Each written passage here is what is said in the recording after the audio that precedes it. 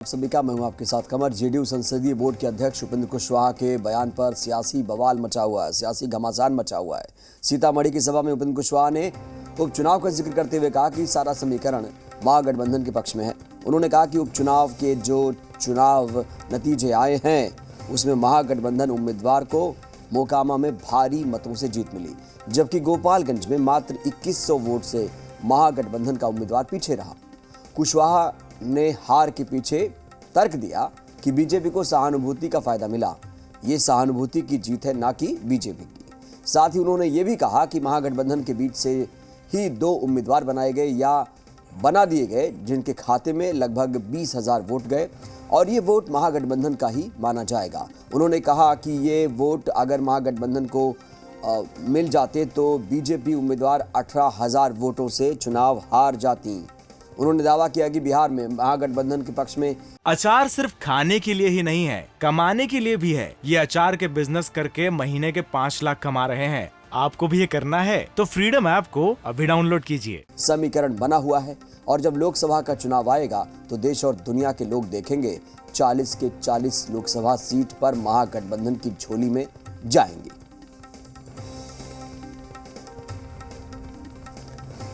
तो आपको बता दें, कुशवाहा का जो बयान है वो उपचुनाव को लेकर तो है ही है, साथ ही साथ भविष्य की तमाम रणनीतियों को उजागर कर रहे हैं। कह रहे हैं कि जो भी हार हुई गोपालगंज में खास तौर से 2100 वोटों से हार हुई है, इसलिए ये कोई बड़ा अंतर नहीं है और गोपालगंज में सहानुभूति की लहर थी, इसलिए बीजेपी उम्मीदवार जीती हैं। क्योंकि आपको बता दें, लगातार इसको इसी तरह से देख रही है महागठबंधन की तमाम जो पार्टियां हैं। आइए आपको सुनवाते हैं कुशवाहा ने क्या कुछ प्रतिक्रिया दी है। जो समीकरण महागठबंधन के पक्ष में बना है, चंद्रवंशी जी बता रहे थे, महागठबंधन के बीच से ही कोई 2 व्यक्ति उम्मीदवार हो गया या उम्मीदवार उसको बना दिया गया, जिसके खाते में लगभग 20,000 वोट चला गया। अगर वह 20,000 वोट जो महागठबंधन का ही है नहीं जाता तो भारतीय जनता पार्टी का उम्मीदवार वहां कम से कम 18,000 वोट से पीछे रह जाता। यह समीकरण बताता है और इसी तरह का समीकरण पूरे बिहार में बन गया है। इसी तरह का परिणाम आएगा। 40 लोकसभा क्षेत्र हमारे बिहार में है, 40 में 40 जो समीकरण हमारे पक्ष में है, 40 में 40 महागठबंधन का उम्मीदवार इस बार लोकसभा के चुनाव में जीतेगा। दुनिया की कोई ताकत इनको नहीं रोक पाएगी। तो अब इनके बयान पर सियासी बवाल मचा हुआ है। आपको सुनाते हैं क्या कुछ कह रहे हैं तमाम जो नेता हैं। जिनको पार्टी के अंदर कोई पूछता नहीं है तो बिना मतलब का समीक्षा करते हैं। अब सवाल यह है कि आरजेडी में भी इनको अपनी हैसियत बचानी है कि आरजेडी के लोग उन पर आघात न करें कि जेडीयू के कारण हमको नुकसान हो रहा था। कहीं न कहीं ये जो परिस्थिति का निर्माण हुआ है, आरजेडी ने तो कोई कसर नहीं छोड़ी थी। और जो लोग खड़े हुए थे, चाहे एआईएम के लोग हों चाहे बसपा के लोग हों, कौन लोग हैं? हमारे लोग हैं क्या? हम लोगों ने खड़ा किया क्या? जिन लोगों ने उनका समर्थन किया वो शहाबुद्दीन के परिवार के लोग कौन हैं? हमारे लोग हैं क्या? तो ये साधु यादव कौन है? हमारे लोग हैं क्या? तो ये इस प्रकार का बयान देकर के अपना मजाक खुद उड़ाना चाहते हैं। अपनी पार्टी के अंदर या उनके तवज्जो नहीं मिलने के कारण इस प्रकार का हताशा निराशा का बयान। ये बिल्कुल सत्य है। कुछ वोट सुभाष सिंह जी के श्रद्धांजलि के और कुछ बीजेपी के बी टीम ने जो वोट्स काट लिए उसी के कारण ये रिजल्ट आया है। एआईएमआईएम हैदराबाद और उसके आसपास के बाई इलेक्शंस नहीं लड़ती है और उन जगहों पे चुनाव लड़ने आती है जहां पे सीधी लड़ाई में भाजपा 100% हारेगी। आप स्पष्ट समझ ले बात को। ओवैसी साहब कुछ नहीं, ओवैसी साहब तो बीजेपी की सर्टिफाइड बी टीम है और उनका काम सिर्फ और सिर्फ बीजेपी को जिताने के लिए चुनाव को त्रिकोणीय चतुर्कोणीय बनाना ही है। महागठबंधन गोपालगंज में हार कर भी जीत गई है। भारतीय जनता पार्टी ने जिस तरह से प्रत्याशियों को खरीदा और वोट काटने के लिए खड़े किया, वह एक विषय खुल करके सामने आ गया है। और काट की हांडी बिहार में बार बार नहीं चढ़ती है। और एक बात और जान लीजिए आप लोग कि हमने भारतीय जनता पार्टी के परंपरागत वोटों को अपने पाले में लाने का काम किया है।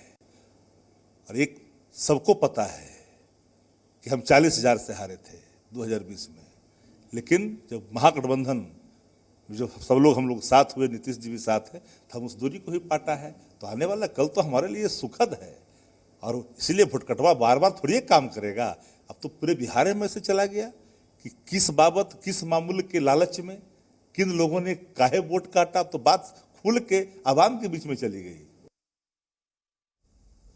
तो कुशवाहा के बयान पर सियासी घमासान मचना भी जरूरी था, क्योंकि वो तर्क जो दे रहे हैं कहीं ना कहीं वो बवाल खड़ा करने वाला है। और ज़्यादा बातचीत के लिए हमारे सहयोगी पटना से जुड़ रहे हैं रुपेंद्र श्रीवास्तव। रुपेंद्र, अभी भी हार कहीं ना कहीं जो है उसकी समीक्षा होनी ज़रूरी है गोपालगंज में, लेकिन जो तर्क दिए जा रहे हैं कि भाई 2100 वोट क्या होता है, ये बात क्यों नहीं मान लेते महागठबंधन वाले कि भाई हार हार होती, चाहे एक ही वोट से आप हार जाएं? देखिए, एक वोट से हार हो या 1000 वोट से हार हो या 10,000 वोट से हार हो, हार हार होती है। और कहीं ना कहीं जो है जेडीयू इस बात को जो है वो मानने को तैयार नहीं है कि चुनाव हारा गया है। यही कारण है कि उपेंद्र कुशवाहा जो है बीजेपी की जो जीत हुई है उसको मानने को तैयार नहीं है।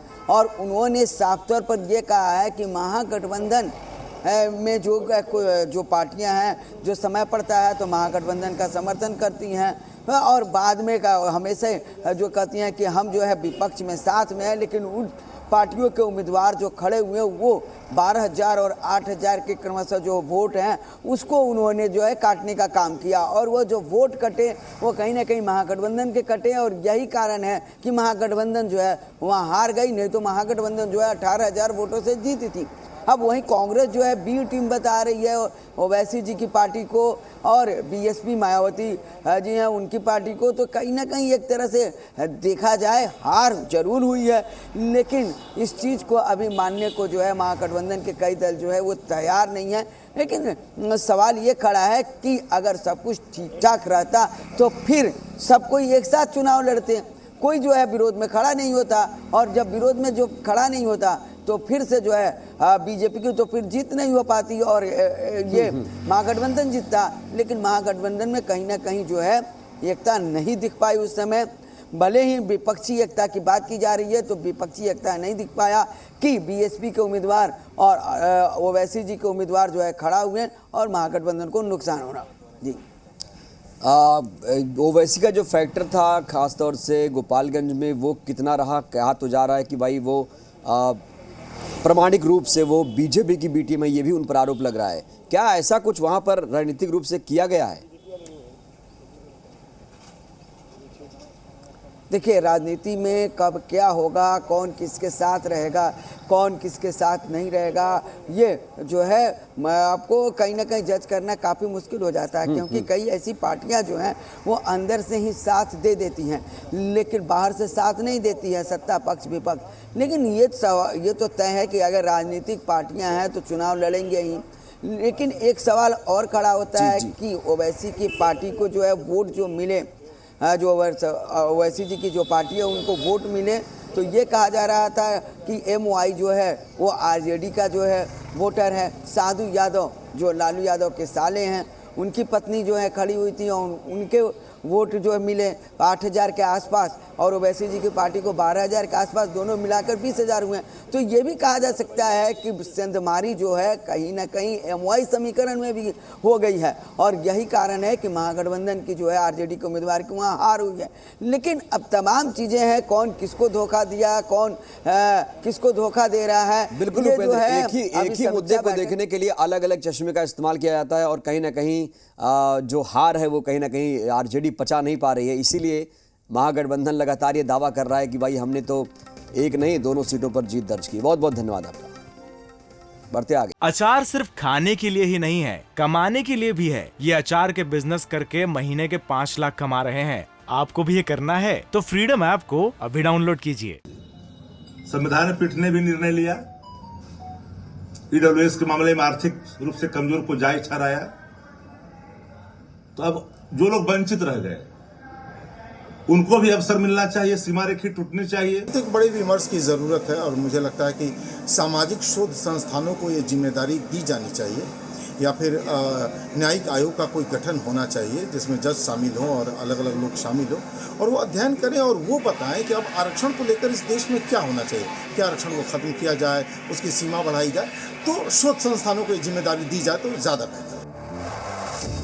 ईडब्ल्यूएस आरक्षण सामान्य वर्ग के 50% से ही 10% आरक्षण है, लेकिन अब बात उस 50% के बैरियर को तोड़ने की हो रही है जिसे सामान्य वर्ग के लिए रखा गया है। प्रीतम और शैलेंद्र की रिपोर्ट, जी मीडिया, पटना।